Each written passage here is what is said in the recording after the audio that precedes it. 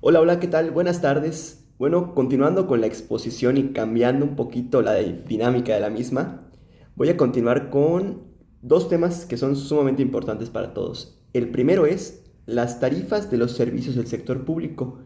¿Cómo se clasifican, cómo se calculan y qué leyes las rigen? Y el segundo tema será el gasto público y su clasificación.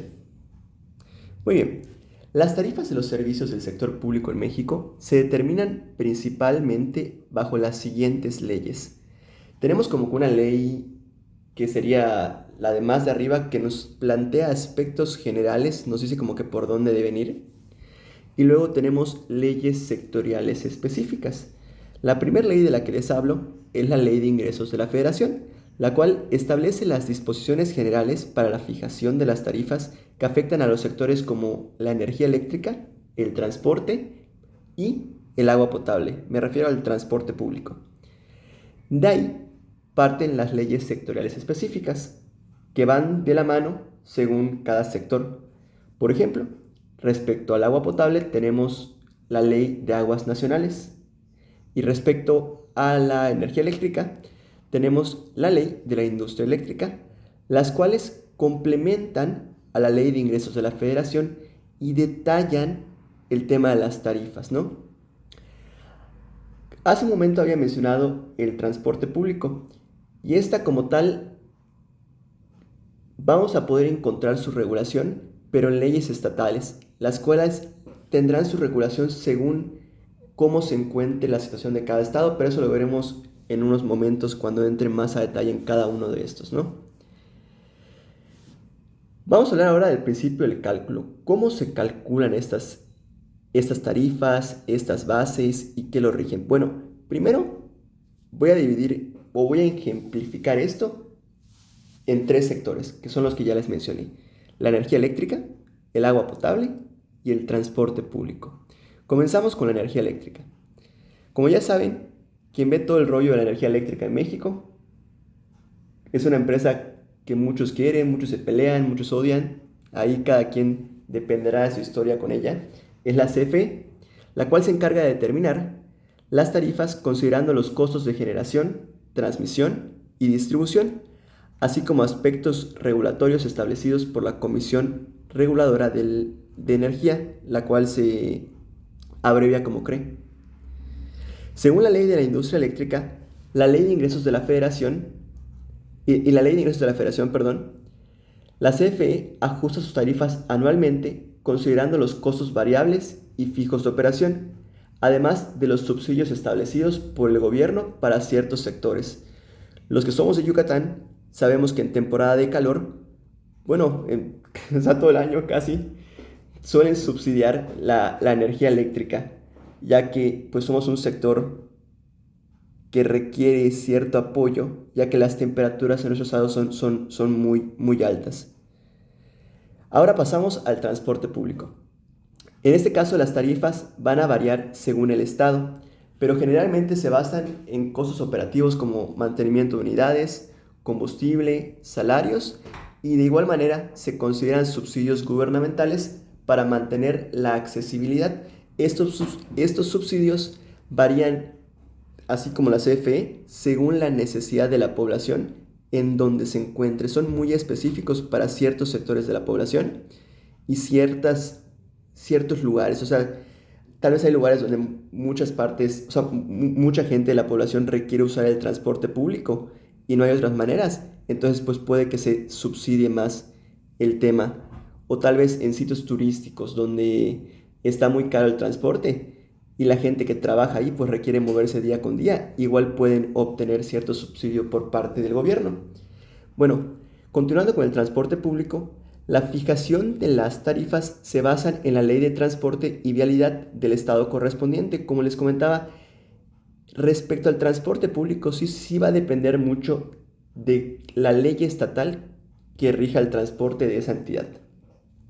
En dicha ley se van a detallar los factores como costo de mantenimiento, combustible y la necesidad de subsidiar ciertos segmentos de la población para poder garantizar la accesibilidad al transporte público. Por último, Voy a ejemplificar el tema con el agua potable. En este caso, los organismos operadores locales calculan las tarifas considerando costos de extracción, potabilización, distribución y mantenimiento de las infraestructuras.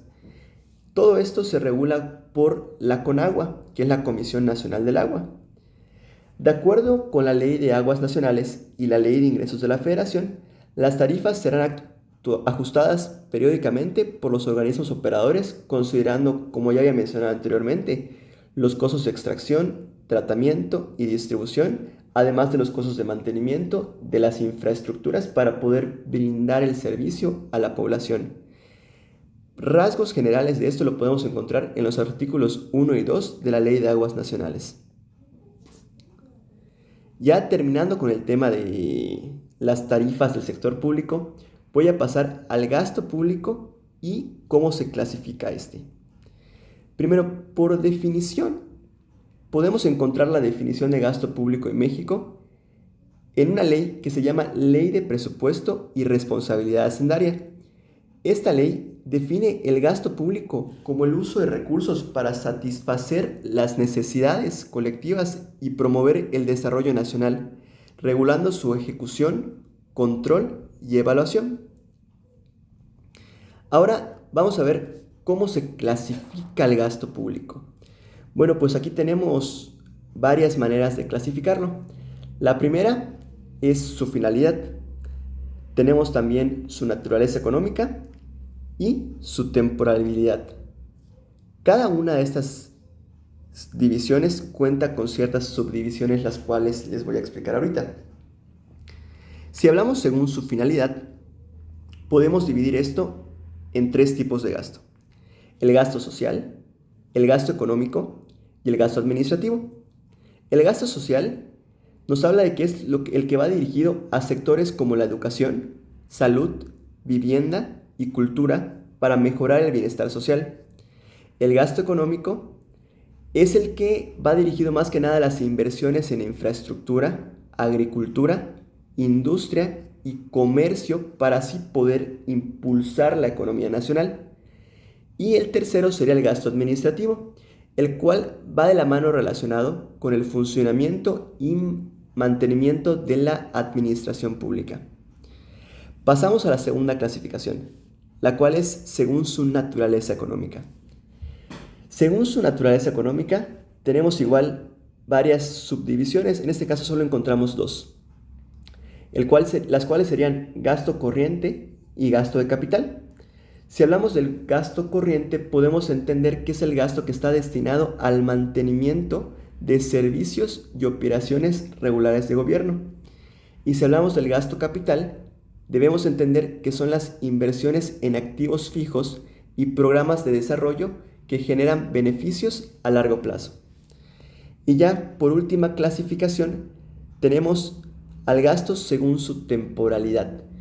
Y igual que el anterior, tenemos dos subdivisiones, el cual es el gasto ordinario y el gasto extraordinario. El gasto ordinario lo debemos entender por el gasto que se regula y es recurrente.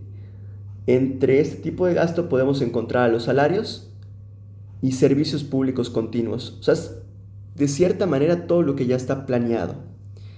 Y la otra clasificación que tenemos es el gasto extraordinario, que podría tratarse de una inversión nueva que quiera hacer el país, que no es un gasto recurrente como tal, pero de igual manera se podría abarcar el tema de una reconstrucción de algún sector por un desastre natural. Por ejemplo, tuvimos el tema de Acapulco o se han sonado algún terremoto o algo así.